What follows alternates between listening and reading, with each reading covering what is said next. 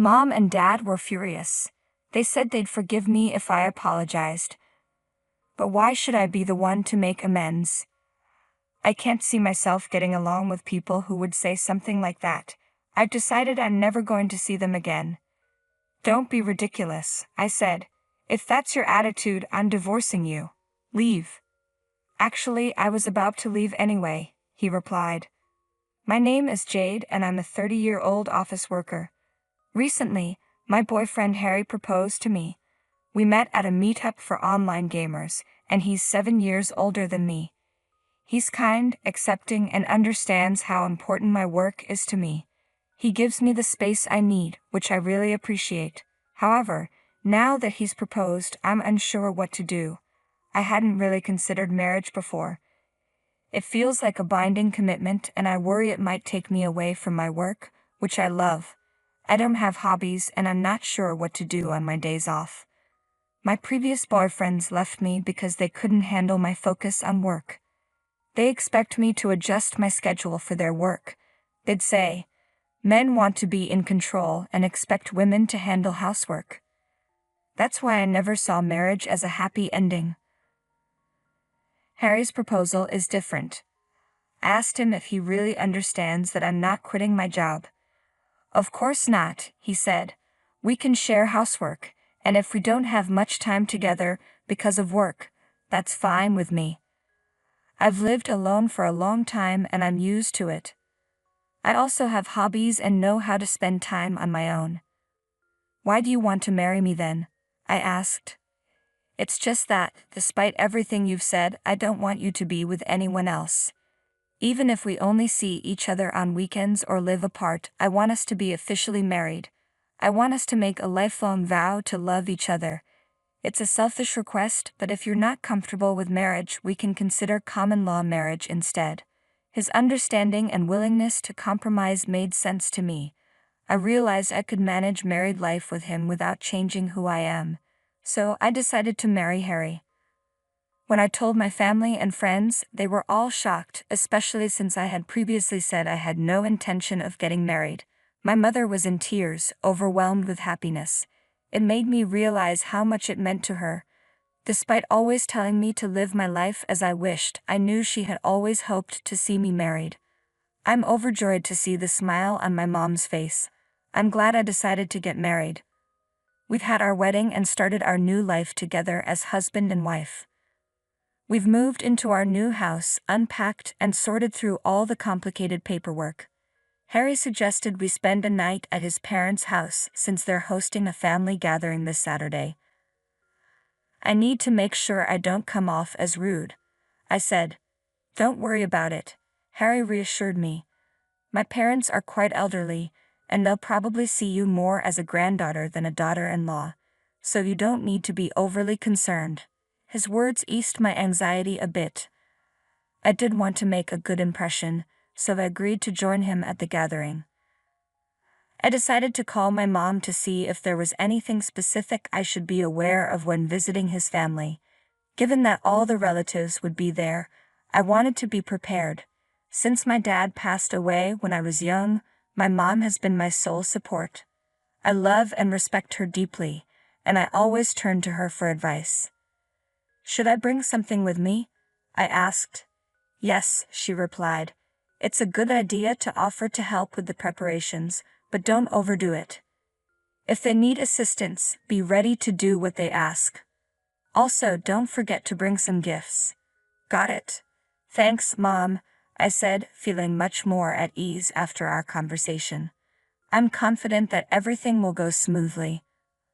On the day we head to Harry's parents' house, I'm ready to make a positive impression and embrace this new chapter in our lives. I felt completely prepared as Harry drove us to his parents' house. After about 40 minutes, we arrived. It had been since the wedding that I had seen my in-laws and the extended family.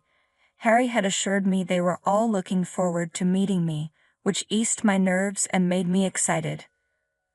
Upon arrival, I could hear the lively chatter of the relatives inside, and it seemed they might already be dining. Harry led me into the living room where we were warmly greeted. "Oh, you're here. Come in," "Come in," his parents said, inviting us to join them. "Sit down, let's toast once more." Harry's parents appeared a bit tipsy but cheerful. We settled in and enjoyed our drinks. I took out the gift I had brought for them. "Oh, thank you so much," they said. "Is there anything we can help with?" I pulled out my apron ready to assist. No, there's no need," they insisted. "Just relax and enjoy yourself." I was slightly surprised by their insistence that I should simply enjoy the evening. Harry's parents, who are quite elderly, his mother is 68 and his father is 72, seemed to treat me as if I were their granddaughter, just as Harry had mentioned. We continued with dinner and then Harry's mother came over to chat. "Here's another beer," she said, handing me a drink. "The wedding was wonderful, wasn't it?" I thanked her, but then she added something unexpected. "If I had one complaint," she said, "it would be about your mother." I was taken aback. "What do you mean?" "Well, the scar on her face. It's rather hard to look at." My face fell as I processed her words. "Excuse me." The comment about my mother's scar really soured the festive atmosphere. Harry's mother's remark about how my mom's scar was noticeable, despite her efforts to cover it with makeup, felt like a cruel jab. "If I had a scar like that, I wouldn't have attended the wedding," she said. I was stunned. I couldn't believe she was insulting my mother. Then Harry's father joined in. "Well, it's understandable," he said. "You don't have a father, so having another parent at the wedding must have been awkward. Even with the scar, she had to come, even if it was embarrassing." I was incredulous. What on earth were they saying? My mother's scar was a result of a tragic accident. When I was a child, she had been sitting in the back seat with me for safety while my dad drove. A speeding car from the opposite lane crashed into us. My father swerved but ended up crashing into a pole, and he died on impact. To protect me, Mom shielded me with her body, and a shard of glass from the front window lodged into her face, causing severe injuries. It seemed Harry's parents didn't know this. I looked at Harry, who was aware of the details. His discomfort was palpable as he stared at his plate, eating silently. "You're not going to say anything?" I asked, feeling utterly betrayed. I was deeply disappointed in him. His parents were making fun of my mother, and he wasn't standing up for her. The fact that my in-laws were laughing and mocking my mother in front of the relatives was beyond unacceptable. I couldn't let this go. "Excuse me," I said, my voice firm. "Why would you say something like that? Didn't you even consider why my mother has that scar?" Their surprise was evident, and the room fell into an uneasy silence. The relatives watched in stunned silence, taken aback by my outburst. "She got that scar while protecting me during the accident where we lost my dad," I continued. "If she hadn't shielded me, I could have been seriously injured or worse." I shook my head, feeling disgusted. Making fun of someone's scars without knowing their story is incredibly childish. "I'm sorry, but I'm going home," I said, turning on my heel. The room was thick with discomfort. My in-laws' faces were flushed with embarrassment, and Harry stared at me, his mouth agape. I left the house and caught a cab to the station, then took a train back home. When I arrived, I decided to gather my things and prepare to leave. But since it was already late and I had been drinking, I spent the night at home. The next morning, I waited for Harry to return. I wanted to leave as soon as possible, but I decided it was better to talk to him first before making any final decisions. When he arrived, he looked furious. He threw his bags down and glared at me. "What was that last night?" he demanded. "You embarrassed me and my parents." "Your parents are the ones to blame," I shot back. "They insulted my mother in front of everyone. You know why she has that scar, and you didn't even try to defend me." "That's not what I'm talking about," Harry interrupted. "First, you need to apologize for embarrassing me and my parents." "What do you mean that's not what you're talking about?" I retorted. If your parents hadn't acted so rudely, none of this would have happened. You're insulting my parents again, he said, his tone accusing. That's not what I'm doing, I replied, frustrated. I'm standing up for my mother and calling out their unacceptable behavior. I'm just stating the facts, I said, trying to explain. Mom and Dad were really angry, but they said they'd forgive you if you apologized. They're being so generous, Harry replied. You should be grateful. Grateful? I snapped. Why should I be the one to apologize? I don't think I can get along with people who say things like that. I'm never going to see them again. Don't be ridiculous, Harry said, his voice rising. If that's how you feel, then I'm divorcing you. Get out. Fine, I was just about to leave anyway, I said, grabbing the bags I had already packed. So you intended to leave? Harry asked, surprised. Yes, I confirmed. Because your family treated me terribly. Okay then, Harry said, pulling out a set of papers and slamming them onto the table. I have something to show you. He had already filled out the divorce papers, and his parents had signed as witnesses. It was clear they had discussed this and decided that if I didn't comply, he would present me with these papers. Unbelievable. I wanted nothing to do with them. So you think threatening me with divorce will make me apologize? I asked, bewildered. Exactly, Harry said. If you're sorry at all, we're going back to my parents' house right now to make amends. I couldn't understand why he thought this was an effective way to deal with the situation. I picked up my divorce papers and bags and left the house without saying another word. Harry's cries followed me, but I ignored them. I returned to my mom's house, feeling a sense of relief as I walked through the door. I submitted the divorce papers on the way home. That meant I was completely done with Harry. When I arrived back at my mom's house, she was surprised to see me but quickly grew somber as I explained what happened. I'm so sorry. It's all my fault, I said, feeling defeated. If you say that again, she warned, I'm going to get angry. You're the person I love and respect the most. If anyone insults you, I'm not forgiving them, whether it's my husband or his parents. Thank you, Mom, I said, feeling comforted. A few days later, Harry reached out to me multiple times, but I ignored him. It wasn't long before he showed up at my doorstep. I didn't want to let him in, so we talked at the entrance. Will you please respond to me? You need to come home right now, he pleaded. Why should I? I countered. I have nothing to do with you anymore. What do you mean? He asked, confused. I submitted the divorce papers, I said firmly. What? Harry's eyes widened. We're no longer husband and wife, I explained. Don't be ridiculous. Why would you do that? He demanded. You were the one who prepared the papers. It was just up to me to submit them, I replied. I was only trying to threaten you, he stammered. What does it matter? Why would you fill out the divorce papers just to threaten me? Asked incredulously. I can't believe this, he said, his voice rising.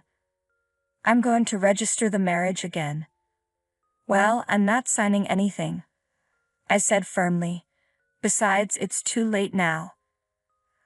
I've already submitted the documents to prevent you from doing that, I said firmly. No way, Harry replied, his voice faltering. He seemed to lose his resolve. Please, please reconsider. We were in love. You know that's not why you want to continue the marriage, I retorted. What do you mean? He'd asked, confused. You want me to take care of your parents, don't you? I said, raising an eyebrow. They're elderly and seem to have various health issues. You wanted a wife who would look after them, right? Otherwise, the responsibility would fall solely on you as their only son. Harry stood there, stunned, clearly not expecting me to confront him with this. He started, but his voice trailed off. Suddenly, his expression hardened. Fine. If that's how you feel, then you're coming back with me, right now. No way, I said firmly. Why should I take care of your parents? They have nothing to do with me anymore. Shut up. Shut up, Harry shouted. I'm taking you home, no matter what. Do you think you can threaten me? I countered. I'm serious, I'm not coming with you. As Harry continued to argue, a man appeared behind him. I looked at the newcomer, startled. The man addressed Harry, his tone authoritative. What do you mean by what you just said, sir? Huh? Who are you? Harry asked, confused.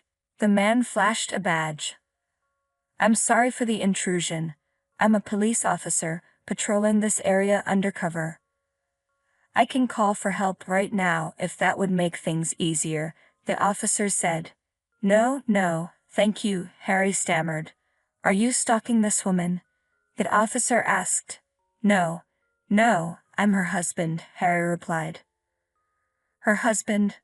But it sounds like there's trouble here, the officer said, glancing at me. He's my ex-husband, I interjected. We're divorced and he's been stalking me. What? What are you saying? Harry protested. The officer turned to him. Can you please explain what's going on? I'd like you to come to the station with me. No way, Harry said, panicking. I just wanted to talk. I'll come another time. With that, Harry fled in a panic. Mitch, are you okay? I asked, still shaken. You surprised me, Jade, Mitch said. I didn't expect you to turn up like this. Mitch, a police officer, was an old friend from childhood. He had recently been assigned to the station nearby. I'm glad you were patrolling, I said. Thanks, Mitch replied. I actually received a call from your mom. Huh? I looked inside the house to see my mom smiling at me. She lives alone, so I was worried, Mitch explained. I decided to check in on her from time to time. I didn't know, I said, touched. We planned to surprise you when you came back, Mitch said with a smile. We moved to the living room and talked about everything that had happened. I filled Mitch in on the situation with Harry. Mitch advised me to file a restraining order, which I did immediately. This allowed me to completely sever ties with Harry and his family. By the way, a mutual friend mentioned that Harry's parents are now struggling with severe back and leg pain, and Harry is juggling caring for them with his job. He's unable to remarry and is stuck managing his parents' needs while working. Serves him right, I thought. As for me, I'm thriving in my work and there's been a wonderful development. I've married my childhood friend, Mitch. We're now happily living together with my mother.